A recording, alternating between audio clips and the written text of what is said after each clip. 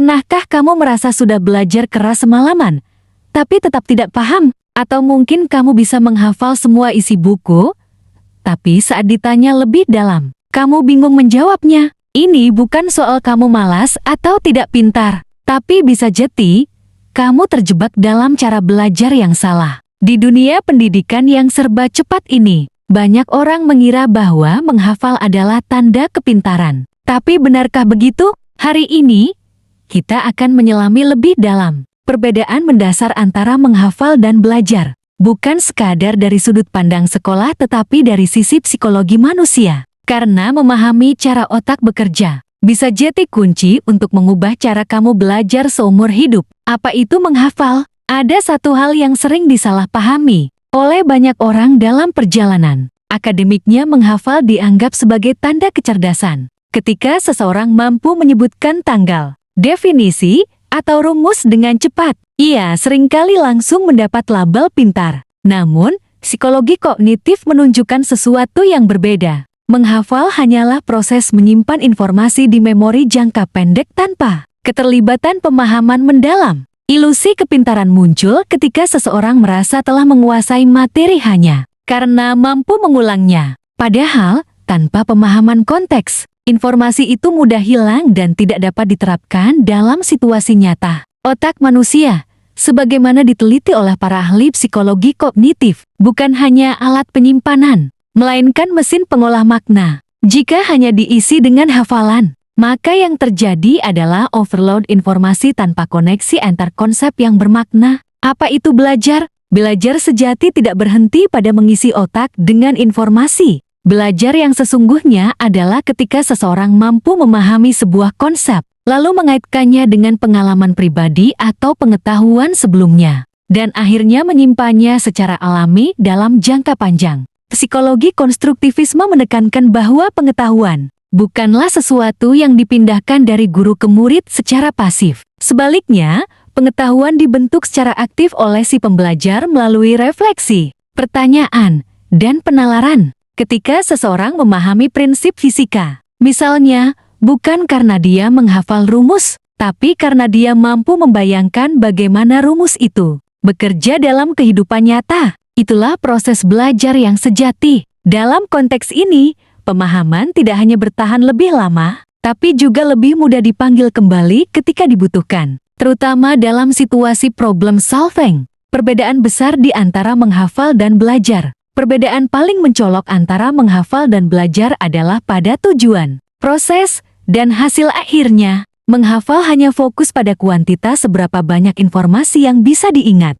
Sementara belajar menekankan kualitas sejauh mana informasi itu bisa digunakan untuk berpikir, menalar, dan mengambil keputusan. Dari sisi proses, menghafal bersifat linier dan mekanis. Seseorang mengulang-ulang materi hingga bisa mengingat. Namun, proses belajar bersifat reflektif dan kritis menuntut keterlibatan emosi, logika, dan pengalaman. Hasilnya pun sangat berbeda. Hafalan mudah hilang seiring waktu atau saat menghadapi stres. Sementara hasil dari proses belajar cenderung lebih tahan lama dan fleksibel. Bisa diterapkan dalam berbagai konteks. Mengapa banyak orang masih mengandalkan hafalan? Sayangnya, sistem pendidikan di banyak tempat masih menekankan pada hasil akhir, berupa nilai ujian yang dapat diukur dengan jawaban benar dan salah. Inilah yang mendorong banyak orang untuk mengandalkan hafalan. Mereka menganggap mengingat isi buku dan jawaban latihan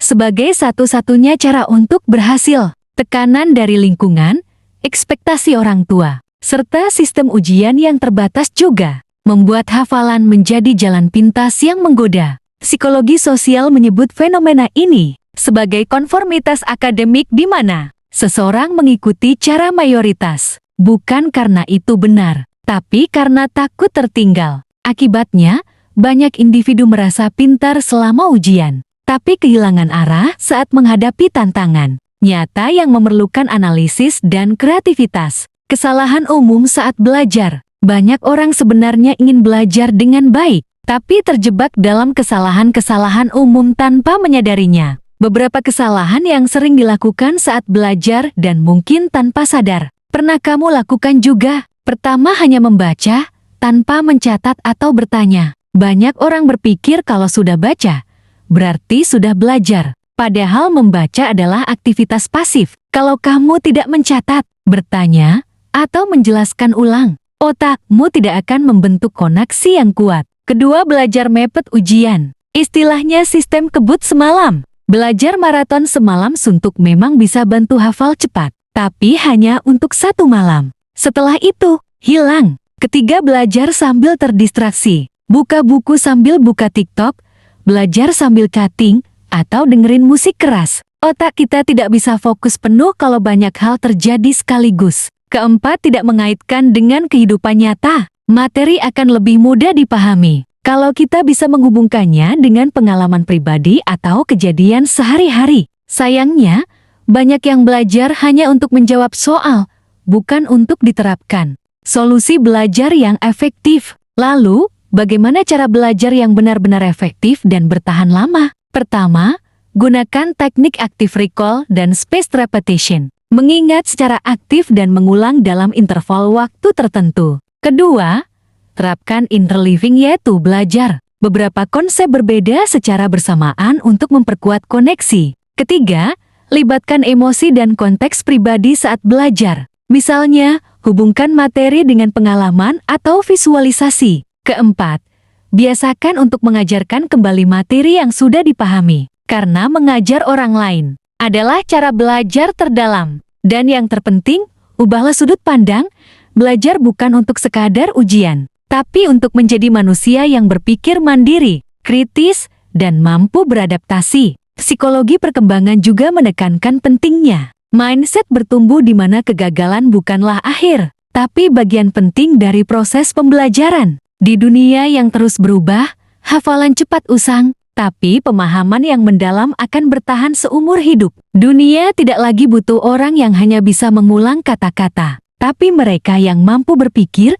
memecahkan masalah, dan beradaptasi dengan kompleksitas. Jika kamu masih merasa terjebak dalam sistem yang menilai hafalan, jangan putus asa. Mulailah mengubah cara belajarmu sedikit demi sedikit. Fokuslah pada apa yang kamu pahami, bukan sekadar apa yang kamu ingat. Ingatlah, kecerdasan sejati bukan terletak pada seberapa cepat kamu bisa menjawab soal, tapi seberapa dalam kamu mampu memahami dunia dan dirimu sendiri. Dalam belajar, yang paling penting bukan seberapa banyak yang kamu tahu, tapi seberapa kuat ilmu itu mengubah cara kamu berpikir dan hidup. Maka, belajarlah untuk tumbuh, bukan hanya untuk lulus. Kalau kamu juga merasa lebih penting belajar daripada menghafal, tulis di komentar ya. Saya pilih belajar, bukan cuma hafal. Dan kalau kamu merasa video ini berguna, bagikan ke teman-temanmu yang sedang berjuang di sekolah atau kuliah. Ingat, kamu tidak butuh otak luar biasa untuk jadi pintar. Kamu hanya butuh cara belajar yang benar.